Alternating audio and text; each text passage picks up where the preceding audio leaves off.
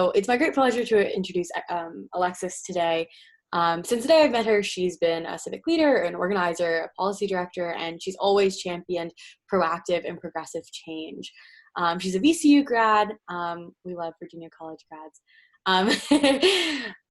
Yeah, she's a VCU grad, and she is also the Virginia State Director for Care and Action, which is a policy advocacy home which hosts 2 million women domestic workers. She was also the former president of Virginia Democrats, which one of the ways I met Alexis. And for the past 8 years, Alexis has been advocating for economic security, voting rights, college affordability, and quality health care. So today, Alexis will be discussing with us her fantastic and much needed campaign for Richmond City Mayor, as well as a discussion about medical racism. So just to clarify, for those of you who have been here before and for those of you who haven't, just a reminder that we have a Q&A at the end of the session, but you are welcome to drop your questions in the chat as we go, and Alexis will field those as there's time in the conversation. So I want to thank you again for being here. Alexis' socials will go up on the page. Please follow her. Please donate to her campaign. Please sign up to call and text and be part of this, because you're not going to want to miss out. And Alexis, I'll let you take it away. Awesome. And hey, everybody. Hey, Barb, I see your message in the chat. It's good to be with everyone, to see new faces and also some old friends. Again, my name's Alexsis Rodgers. My pronouns are she and her. I am running for mayor down in Richmond, but I wanted to take a step back and just share a little bit about my background, how I got to where I am today, and also, of course, address some issues within public health and as how it disproportionately impacts Black lives. I grew up in a suburb of Richmond called Hanover County, just north of Richmond. Had a very privileged foundation in life. Grew up with loving, supporting parents and an older brother who loved to play every sport with. And, as I was getting older and thinking about what I wanted to do, I definitely was thinking I wanted to care for people. Medical school was on my radar for sure. I wanted to be seen as helping somebody in whatever I was doing with my career and my life. As I was about to graduate from high school, I'm remembering y'all are a little bit younger, but we hit the 2007, 2008 recession, and my father lost his job during that time. My dad had actually been working for, I don't know, as long as I can remember, at Circuit City in their corporate office. He didn't have a college degree, but he had just kind of worked himself up the corporate ladder, and through that role had been able to provide for our family, along obviously with my mother, who was working as well.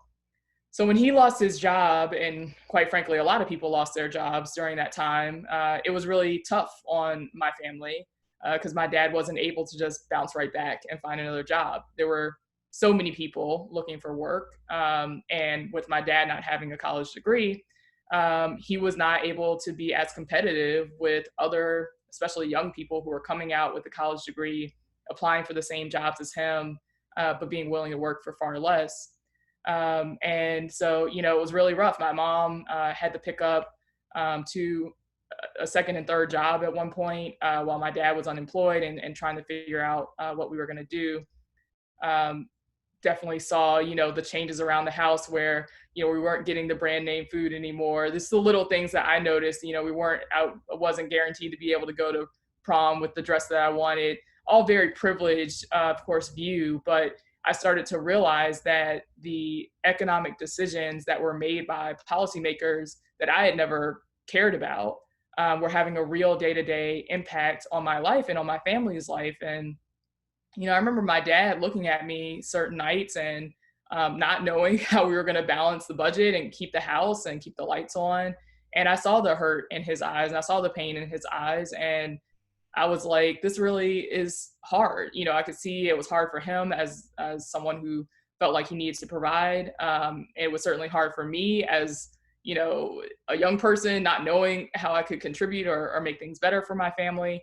And so it woke me up to the reality that whether or not politics matters to you, it's going to have an impact on your family. And economic policies at that time led to not having as much support for working families like mine who had been playing by the rules, doing all the right things, saving, living a relatively modest lifestyle. So when I went to, fortunately, I was able to get scholarships to be able to afford college down at VCU, go Rams.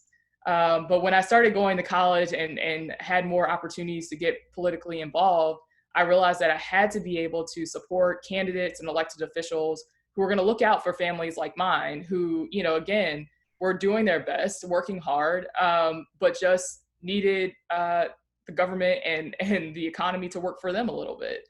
And so I was really excited when President Obama's reelection campaign got kicked off. I was volunteering with that campaign pretty frequently, to the point where they were like, hey, instead of volunteering, do you want to work for us? So I actually I made the decision to delay a semester of college. I was actually a semester ahead. So I was like, what the heck, might as well. Delayed a semester in college, worked full time on the president's reelection campaign, and really got bit by the political bug during that time. I mean, I was studying communications and Spanish because ultimately my science grades just weren't good enough for me to be a doctor. But I decided, you know what, I'm going to start pursuing my career in communications. I do want to continue to be involved in politics. And so I did that. And over the years, I've worked in communications and policy in a few different roles, both in nonprofit work, like at Virginia 21, where I was advocating, again, for the families like mine to have a quality access to public education, financial aid. We also worked on ending campus sexual violence. And also at nonprofits like Planned Parenthood, where we were fighting for expanding access to reproductive health care, certainly protecting access to birth control and abortion services. And through those roles, really had a lot of opportunities to build teams, work in coalitions, fight for folks who are really living on the margins and vulnerable positions in life.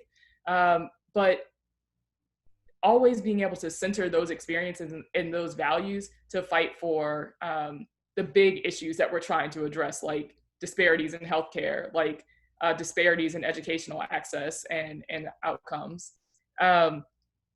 But in addition to working outside of government, I spent a little bit of time inside of government, and was appointed for Lieutenant Governor Northam's office as his policy director.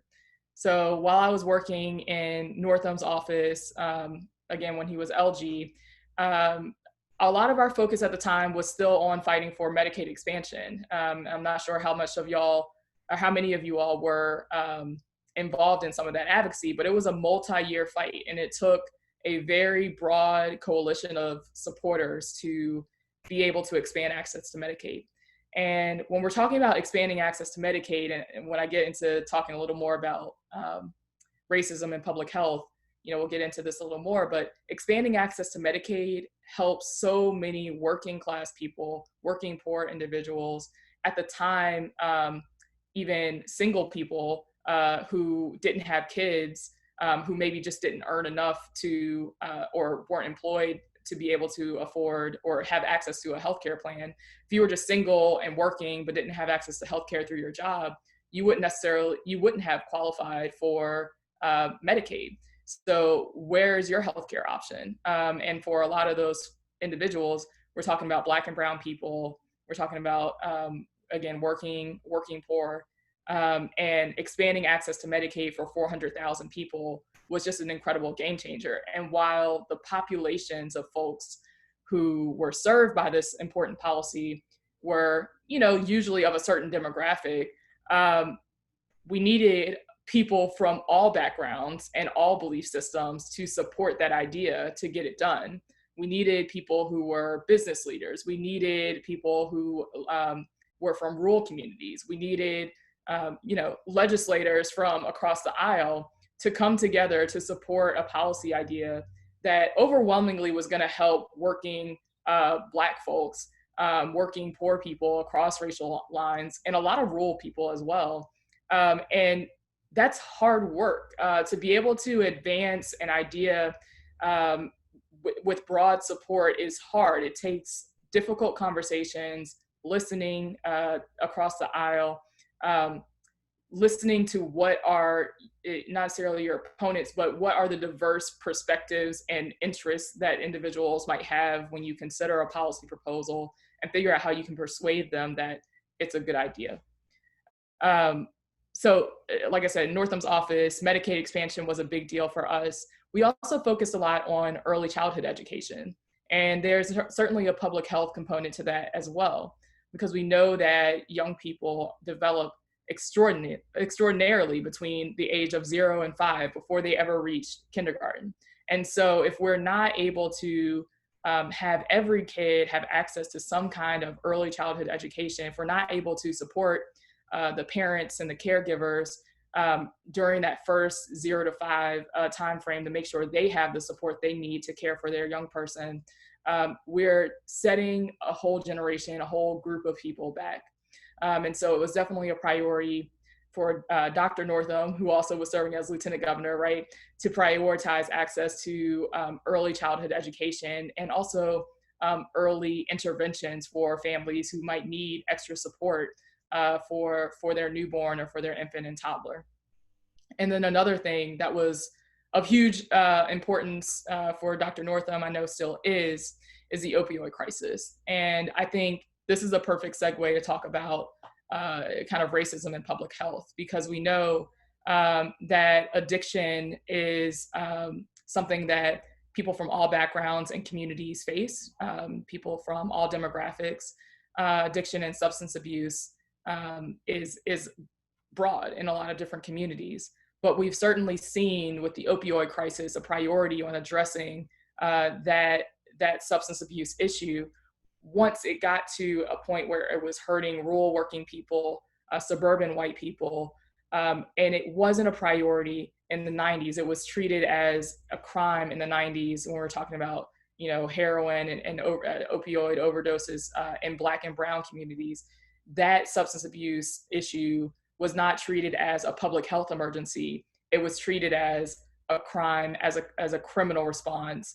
That's when we saw over-policing of Black and brown communities, drug busts that have really set Black and brown people back for generations because of the impact that over-policing and really prioritizing a criminal approach to a public health crisis that has, you know, separated families, destroyed economic opportunity, right, because of our unfortunate lag on expungement, as well as economic opportunity for returning citizens. So the decades-long impact on Black and brown families is real because of over-criminalization of, again, a public health emergency. Transitioning from there to just talk a little bit about more issues within public health and how it impacts communities of color, especially Black folks, differently. You know, we just have to remember that Black folks aren't coming to the medical system from an equal footing in the first place, and that's done by design. Systemic racism and structural racism exists in literally our entire society. Where we live has been put by design. Redlining has historically segregated our communities, put Black folks particularly in concentrated areas of poverty, with lack of access to clean air and clean water, with lack of access to public transportation, to good quality schools. All of that impacts how we even show up at the doctor's office. If we show up at the doctor's office, right? Because if we don't have access to a good quality job and health insurance, you're probably not going to the doctor for your preventative health check. You're probably going to the doctor when it's an emergency situation, when you've reached the last resort, because you didn't think you could afford your preventative checks, or you didn't think the health experience that you were experiencing was enough of a crisis. And so, you know, access to housing, access to jobs, access to transit, all of that impacts the way, Black folks particularly have access to healthcare. And building upon that, again, so once we show up at the doctor's office with whatever additional burdens that we've had, and let's not leave out Black immigrants from this conversation as well, and the way that a historically racist immigration system has also impacted folks' access to healthcare and whether or not they seek healthcare at all.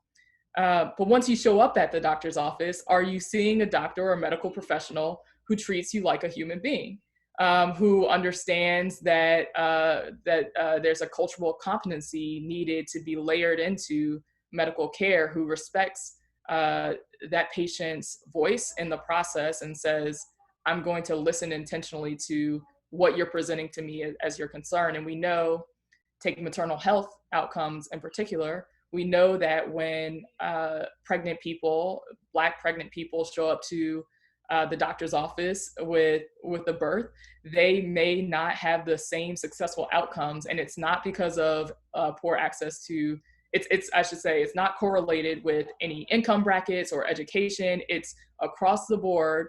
Pregnant Black people are going to experience a worse outcome when they try to give birth than their counterparts who are white. And we have to interrogate that. We have to, look into that. And I believe the public conversation has certainly been elevated as we hear more stories of unfortunate incidents with folks in their maternal health experiences, whether it's Serena Williams or Beyonce or anyone else who's kind of started to shine a spotlight on the fact that it's not just, people who are poor. It's not just people who are uneducated. And by the way, those people also matter and their experiences matter. But to have celebrities or folks from different backgrounds to elevate the fact that it is not, that these negative impacts on maternal health are not actually correlated to any other, key indicator is important for moving this forward. We're currently seeing, of course, the impact of coronavirus on Black and Brown communities and how it is disproportionately negatively impacting Black and Brown folks. And again, this is by design. If Black and Brown folks historically have not had trust in the medical community, and then there's a virus like this, who do we trust, right? And I know, I know there are so many Black immigrant communities. I know there are so many Black folks in general who, when they heard about the virus, when they heard, oh, go get tested, it's safe, they didn't have an immediate inclination to be trustful of that information because of historic wrongs that have been done against our community. And there's always intentional efforts, of course, to promote, hey, this is safe, you can trust it, it's fine.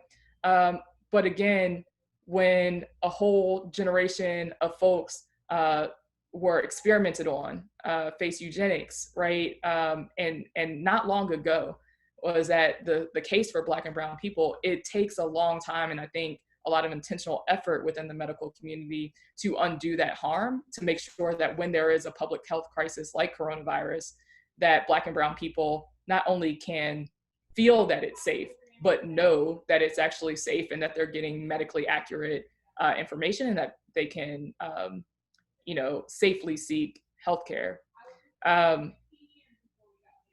The other thing that I'll just mention is, as we look at the public health emergency that we're currently seeing, we know, of course, that it's so important that people are able to stay in their homes in order to be as safe as possible. And for a lot of Black folks, and certainly extends to other communities as well, working class people, if you can't choose between going to work and staying home to stay safe, you might keep going to work, right? You might keep working that essential job, whether or not you feel like you have the protections that you need on the job, whether or not you feel like you're putting your family at risk by returning to work.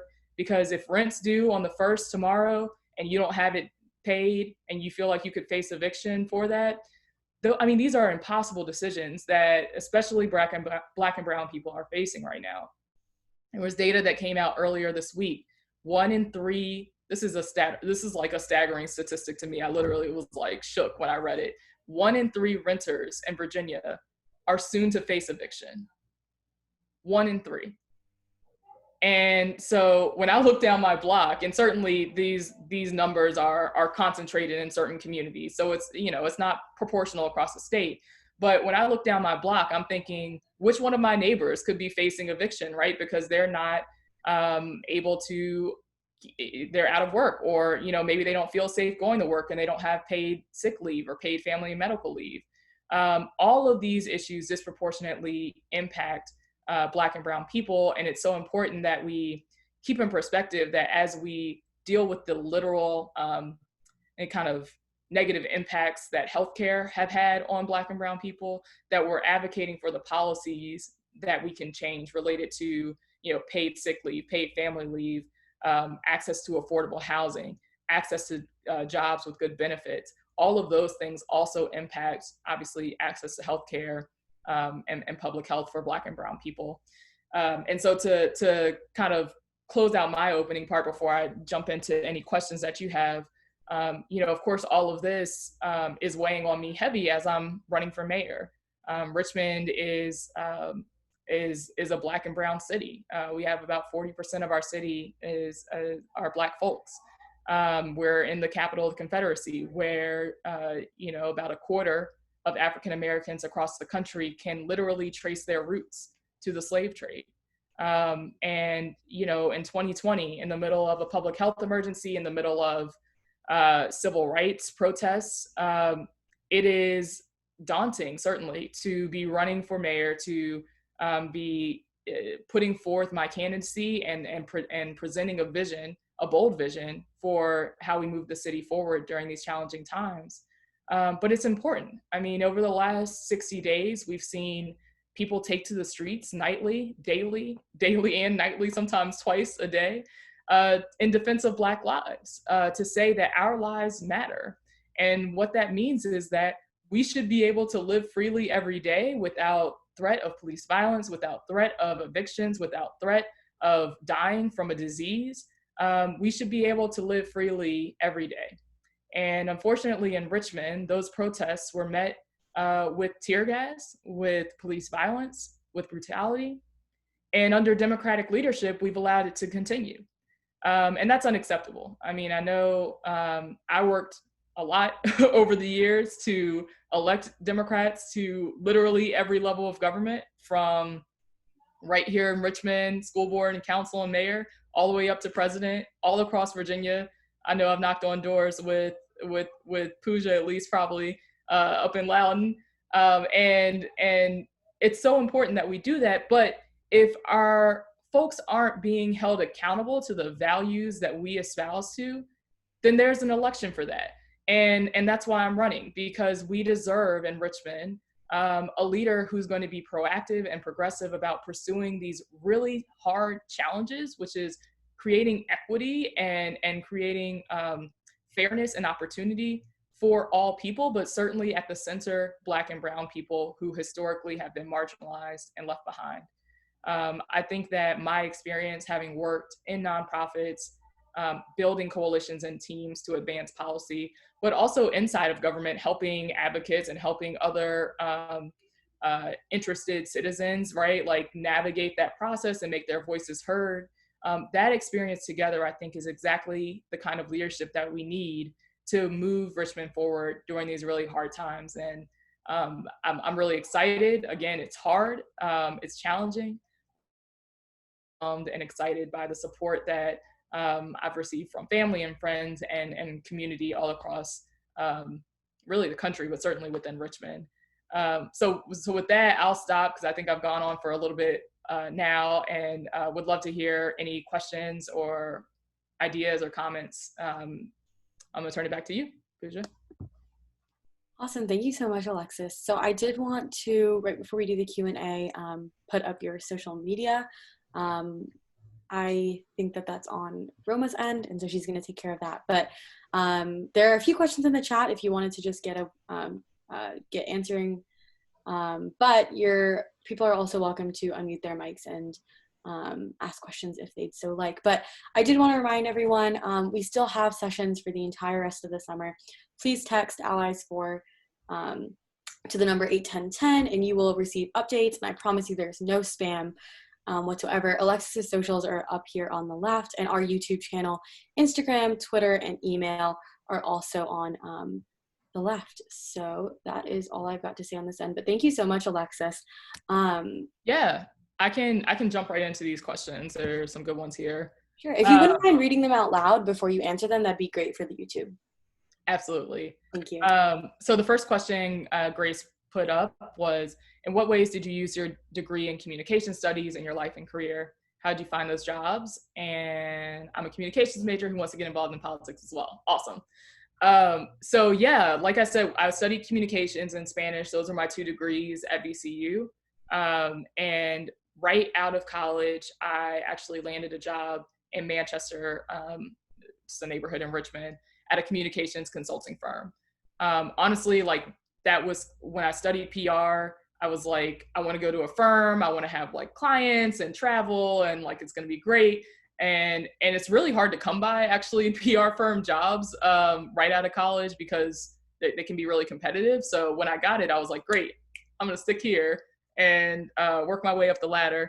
And I did really enjoy the work that I was doing at the PR firm. You know, you have a variety of clients.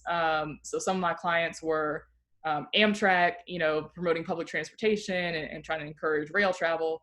The Children's Hospital of Richmond was one of my clients. Just a whole range, and really enjoyed, you know, pitching stories, coming up with creative ideas to, you know, do public advocacy around certain campaigns. We were at one point working on an advocacy campaign for workers' rights.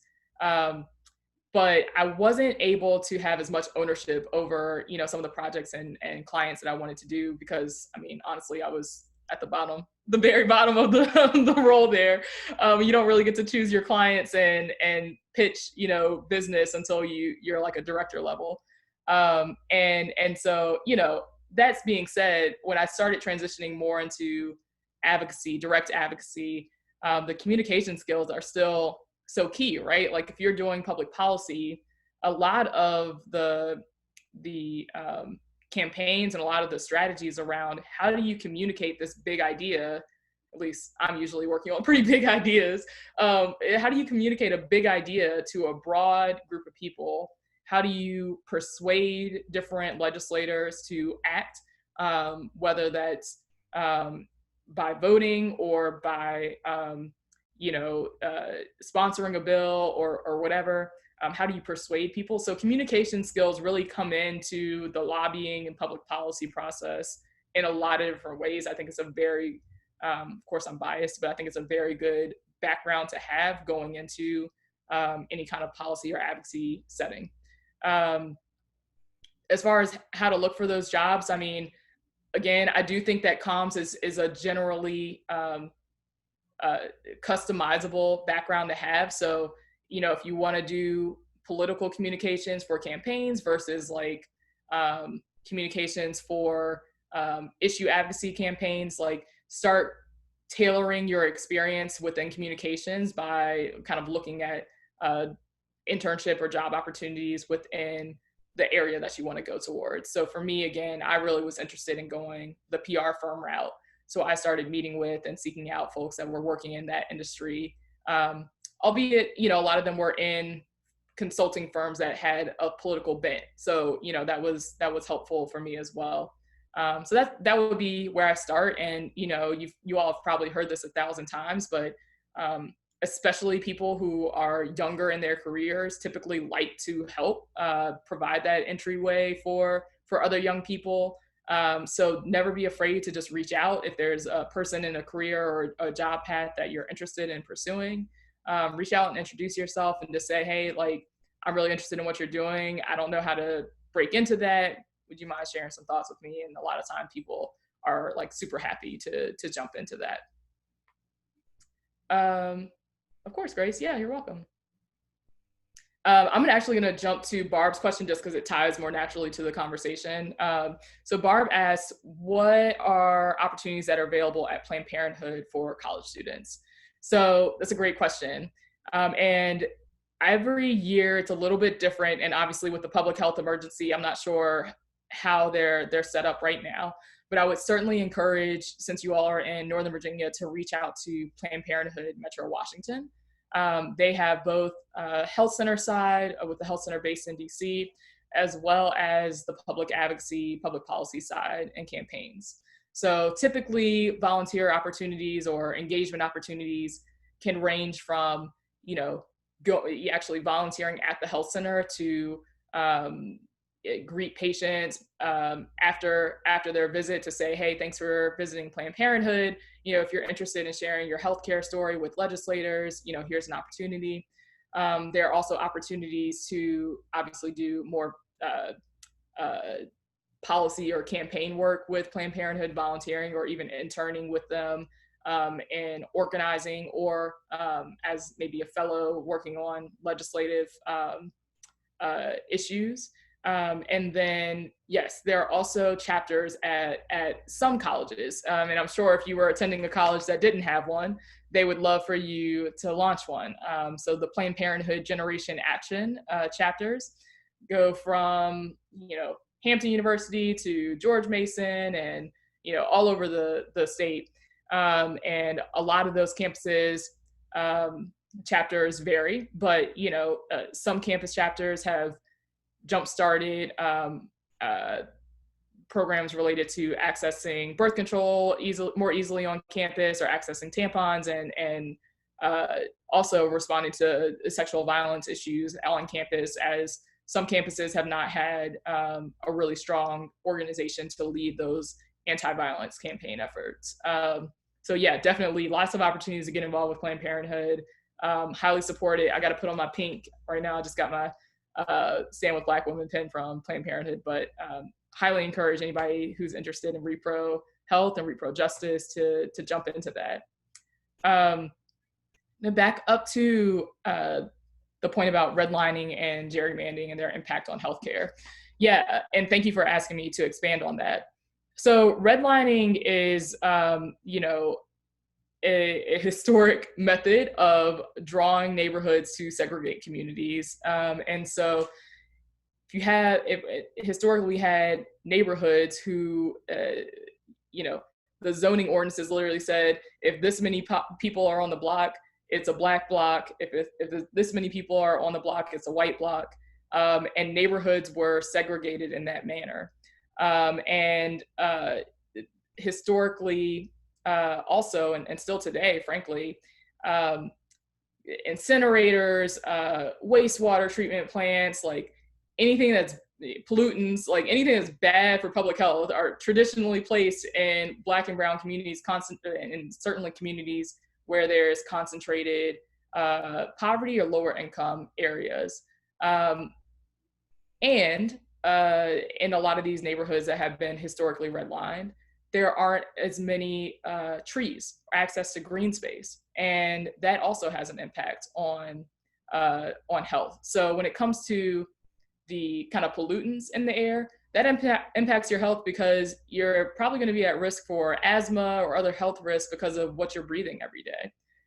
When it comes to the lack of green space in a lot of communities that have been redlined, that means it's going to be literally hotter where you live than potentially where your neighbor just literally a mile away or less lives, where they have more tree cover.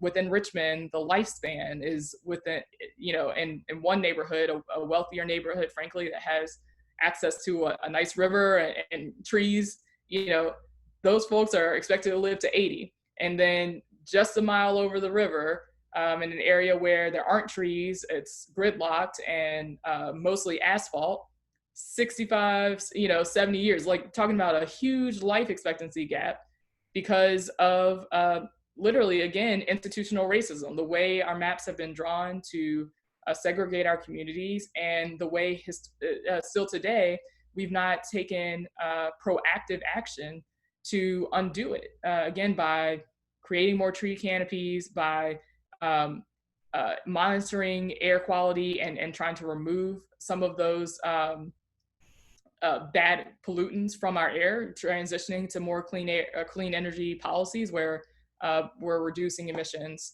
to the environment. So that's a little bit more about how redlining and gerrymander, kind of the way neighborhoods have been segregated, how that impacts public health. There's a question here about, elaborating on my platform related to medical racism. So Nikita, a little bit is, at the city level, making sure that people are living in communities that support that support public health. And so again, some of those environmental issues I just mentioned, but also, thinking about right now, when a lot of us are still quarantining or at least trying to remain at home as much as possible. You've heard probably on the news or just, reading, everybody should still try to go out, get some exercise in a park or around your block or whatever. And it was so interesting to me as people started, oh, you got kids, let them go out and run in the yard and that'll help get their energy out. Not everybody has access to that. And in fact, the very folks that don't have access to it are the ones who most need to be able to have that mental health and stress release and public health, and physical exercise. There was a doctor, I was at a conference, I guess a couple years ago, and there was a doctor recalling an experience he had with a patient where the patient was presenting with, I want to say it was like diabetes, and it was, exacerbated by weight challenges. And, he was like, hey, a way that you can really reduce this is by every night, just take a walk after dinner around your block. And the patient came back 6 or 8 months later and nothing had improved. And he said, hey, like, how's it been going, walking around your block? And the patient said, well, there's gun violence on my street every night. I don't feel safe walking around at night, in my community. And it dawned on the doctor for the first time that, these what he considered a common sense solution to managing your health is not actually equally accessible to every patient. And so as a mayor, a way that you can actually help combat some of these public health issues is by making sure that we have safe communities, not, a bunch of gun violence, not facing police violence, right? The anxiety that Black and brown people face just in the presence of police also negatively impacts our public health. So those are some of the ways that I would address, the negative impacts of against Black and brown people when it comes to, the negative experiences that Black and brown people face in public health. I'm trying to make sure, I know I've been skipping around, so I'm trying to make sure I'm not missing anybody's question. Looking down at the bottom, wonder if you could speak to your work on sexual assault at campuses. I teach juniors and seniors in high school, and we often have these conversations. Seems like something we have been fighting for so long, but colleges and universities do not want to take active accountability. Yes, this is true. So when I was working at Virginia 21, it was, I guess, 2014, 2015, and you all might remember the Rolling Stone cover story that came out in 2015. So as often is the case, this news story came out, it got legislators' attention. We all know that sexual violence has been an issue long before 2015, but it got legislators' attention, and we knew that we had an opportunity to try to start addressing this issue while we had their attention. So honestly, at Virginia 21, that was really my first time, at least in a policy role, trying to tackle the issue of campus sexual violence.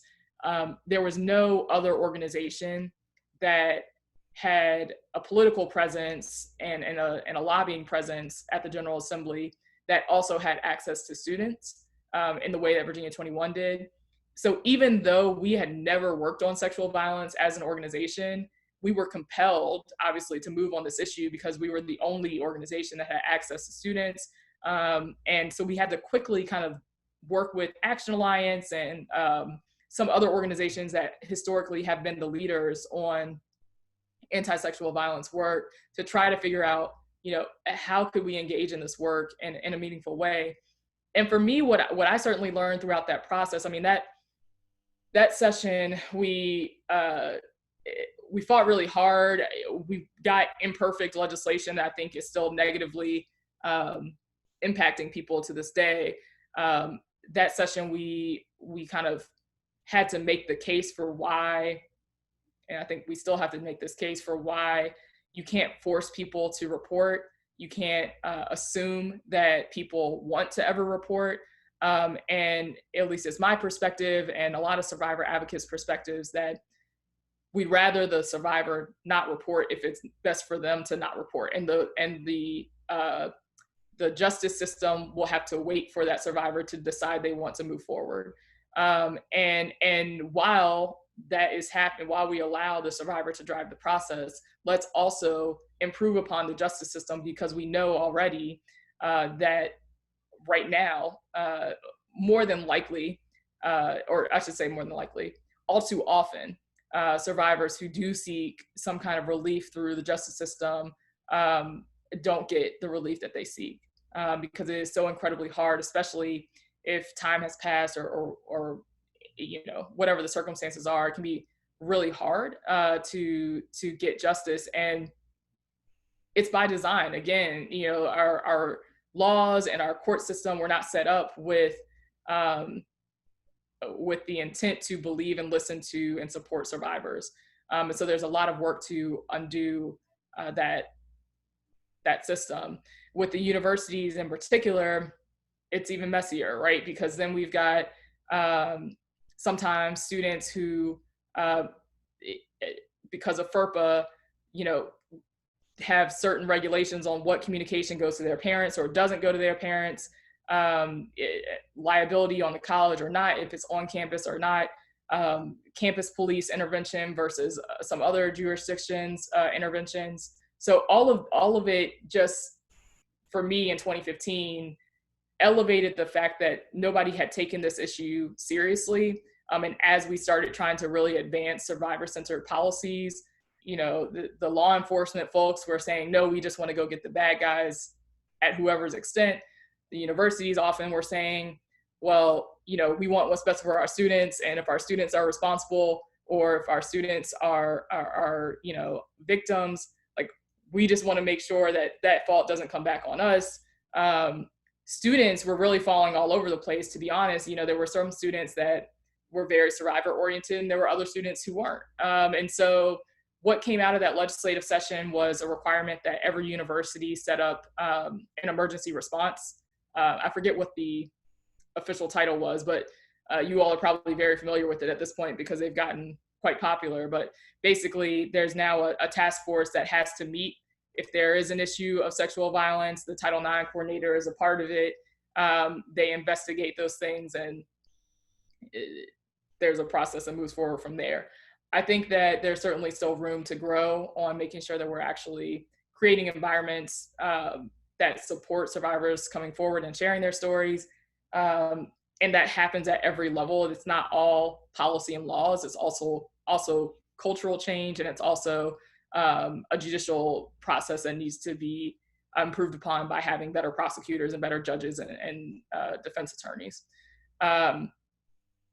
So I'm not really sure if that answers your question, other than it is really hard. That's been some of my experience, at least on the campus sexual violence side. Over the years, I've certainly spoken out, you know, as I've observed, I think, really bad examples of people silencing survivors or using their platforms to tell women and tell society that, you know, folks aren't necessarily trustworthy when they come forward and share their experiences with violence. It's my assessment that, you know, we need to create an environment at every level that supports people coming forward and sharing their experiences, and sharing if they feel that they were a victim of a crime. You know, at the end of the day, this is a crime. And if we're not creating that culture, again, intentionally, then we're doing a disservice, particularly, again, to Black and brown women. We know that Black and brown women experience this violence at higher rates. Certainly not exclusive to women or Black and brown women, but again, disproportionately impacted. The hardest part of running for office as a Black woman, you know, I don't know. I'm certainly, I think I'm experiencing different isms as I move forward in this campaign, whether that's misogyny, racism, you know, some folks that think I'm too young to run for office. But I'm kind of used to it, I would say. I mean, I think I've experienced this throughout my life, various roles and various levels. And, you know, there's certainly days that it hurts more than others. But I think more than anything, I'm really proud to be who I am and to be running authentically as who I am, and to be the best I can, trying to bring other young women, particularly, along with me in this process.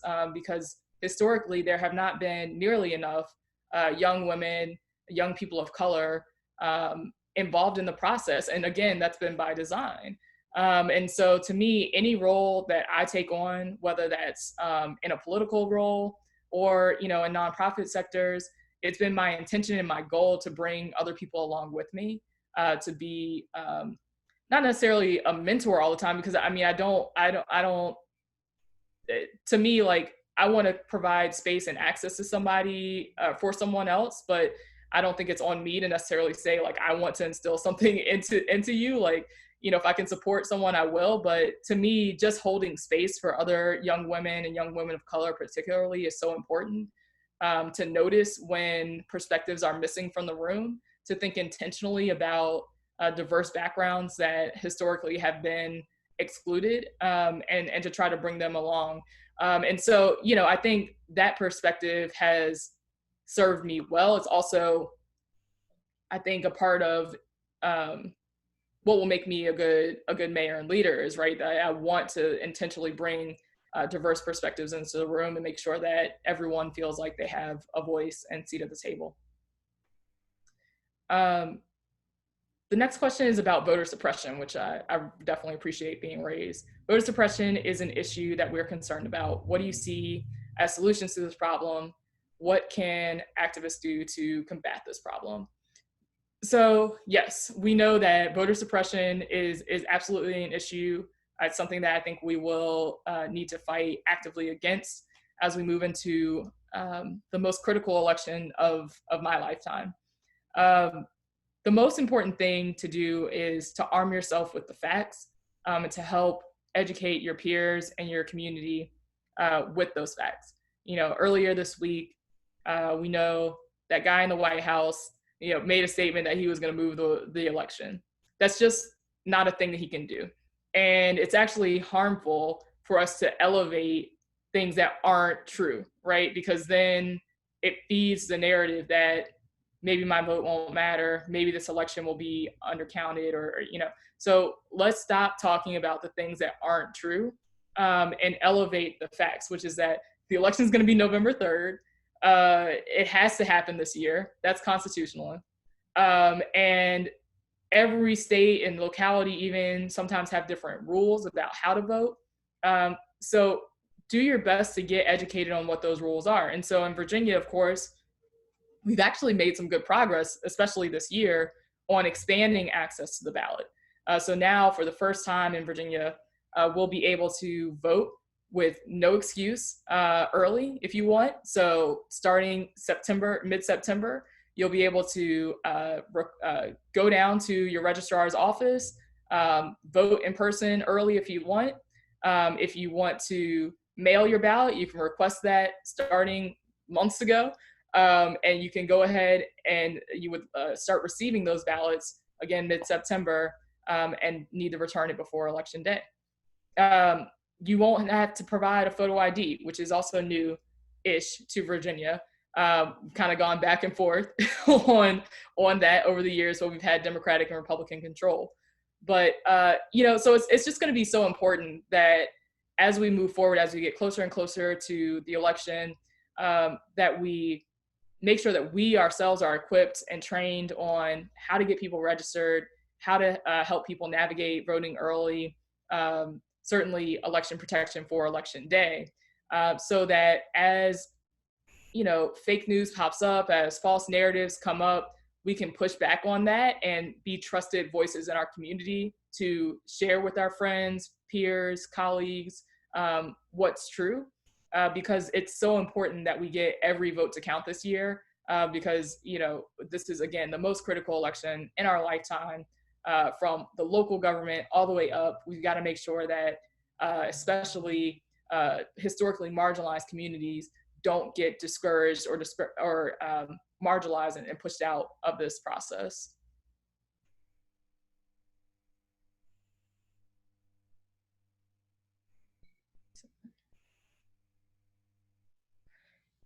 Yeah. So this question is, within the small pool of women leaders, I've sometimes observed a sense of competition between women leaders that could sometimes be harmful rather than empowering.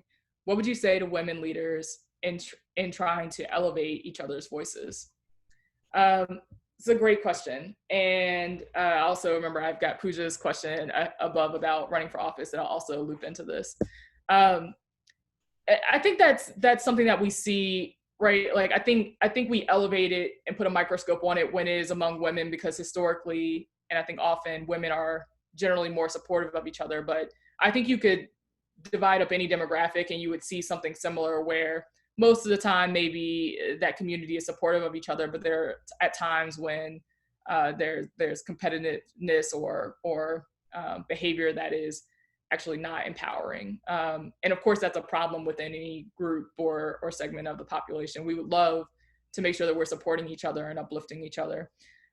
So in trying to elevate other voices, just remember that there is literally room for all of us to thrive and find space for ourselves in this movement, whether it's political or corporate or athleticism. There's literally, it's not like a sum, a small sum that everyone's just kind of taking a small slice of. We can actually create more space for all of us if we lift each other up and build each other up. And so often, even right now, running for office, right, there are multiple Black women running. You won't see me intentionally demeaning anybody in my race, but I certainly am not going to push down or try to make small any other Black woman, because, again, there's room for all of us. We'll present our ideas and our vision for the city, and the voters will decide who they think is best to lead. But to me, it's really exciting and important that we have more women of color, and especially young Black women, young women of color, stepping up, stating their intentions, and going boldly towards their dreams. And so, Pooja, to your question about what I would say to people who never thought they would run for office, I would say I was also that person. In 2014, a woman named Julie Copeland recruited me to be a part of the Emerge Virginia boot camp, or not boot camp, it was the full training program. I was 21, I was right out of college, and I was like, yeah, I'll take this class because I want to manage campaigns, and I could really learn a lot about being, a good campaign manager. And Julie was like, okay, yeah, that sounds good. Take the class.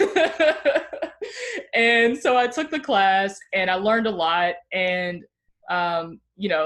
I hope each of you will consider taking Emerge Virginia one day if it's not already on your radar. But on the day one, you all kind of say what you're expecting to get out of the class and why you're taking the program. And again, I stated I'm taking the program because I'd like to be a good campaign manager. And other people were saying, they wanted to run, or they thought they wanted to run, or they had run before and lost. And anyway, at the end of the class, you again say, like, how is this prepared you based on the role? And also they go around and ask again, like, would you run for office? And, I would say in that course of that 7-month program, I learned a lot. I had incredible experiences networking with other incredibly strong women from diverse backgrounds. And it made me realize that, you don't have to have a traditional background to run for office. You don't have to have always been in a political family. I mean, that was something I had in my mind too. Like, my parents were never politicians, or my parents were never lobbyists. Like, I can't do this. You don't need that. And what we honestly do need is more women from all backgrounds having it on their radar, and not necessarily saying, I'm going to run for office in this year at this level for this position, But preparing yourself in whatever role you're doing and having a community service mindset and being involved and engaged so that if and when the opportunity presents itself, you're ready. And I would say, that's what brought me to this moment. I wasn't planning to run in 2020. If I were planning to run, I would have picked a different year that didn't have a pandemic and a civil rights crisis, just for the record. But I was preparing myself to run one day if it became a thing that, I felt was right for the community and for me personally. And as it turned out, 2020 was that year for me. And so I would certainly encourage anyone who thought, I can never run for office, that's fine. You don't need to prioritize running for office. Prioritize serving, prioritize giving back to your community, being an expert in your field, whatever that is. And if the moment presents itself and you decide you can serve in a different way by running for office, go for it and you'll be successful. How would you explain and teach the concept of service leadership to girls? That's interesting because I think that was kind of instilled in me by my family and honestly by my church as well. Growing up, that was just something that we always did. And I saw that show up in my life in different ways, whether that was if there was a family that just needed help, my parents, helping out, whether that was, taking care of a bill or having, them over for a family dinner more, or whether that was, there were service projects that we would do for certain neighborhoods, helping repair homes or, give back, after tragic incidents, whether it's Katrina or something else. And so just growing up, I always had this kind of value instilled in me that, we had been blessed and we would give back when we could. And again, as I mentioned at the beginning of the call, there were certainly times that we were needing to receive as well. And so I am a spiritual person, and I feel that it's really important that as you're able to give to those around you, to do it, because you could be on the other end of that at any point. And by caring for each other and being really community minded and globally minded, I think that's how we best survive and thrive.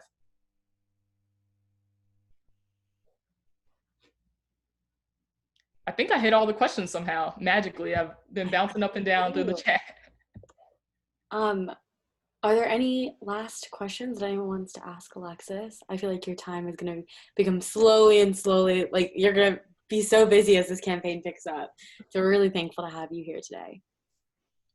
Okay, if no one has any last questions, I think we're going to put the social media back up on the screen, either on Nikita or Roma's end. Both screens are named Nikita today.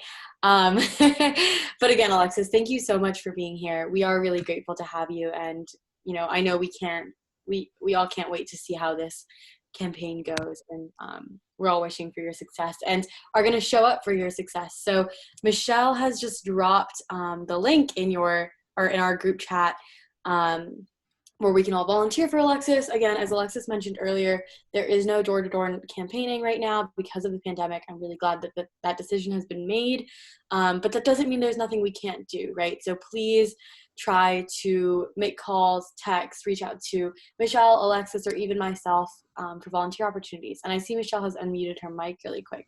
So do you have anything to say? Tomorrow and Sunday on the Mobilize link. I know some of y'all are not in Richmond, but if you have friends in Richmond, this is relevant to you too. We're starting a relational organizing program. And what that looks like, it's an app that'll go through your contacts and tell you who's in Richmond, and you can text them personally and just say, hey, have you heard about Alexis? I'm supporting her because ABC, whatever, and help us get more contacts and IDs that way. That's awesome. That's such a nice strategy. I'm glad to see the campaign world has upgraded since I worked for Hillary back in 2016. But again, Alexis, thank you so much. Please follow her on her socials, as well as Allies for Black Voices. Our Instagram, YouTube, and Twitter are on the left of your screen. And as I said before, please text @allies 4281010 to receive weekly updates. We have a speaker for the rest of the summer, so please keep your eyes out for more fantastic speakers. Thank you again, Alexis. Thank you. Thanks, everybody. See y'all later. Thanks, everyone. Have a nice day. Thanks, Alexis. Bye, everyone.